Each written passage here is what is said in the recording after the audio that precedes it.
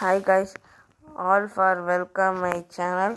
நாம் இன்றைக்கி என்ன பற்றி பார்க்க போகிறோன்னா, நானும் எங்கள் ஃபேமிலி எல்லோரும் மைசூருக்கு போயிருந்தோம்.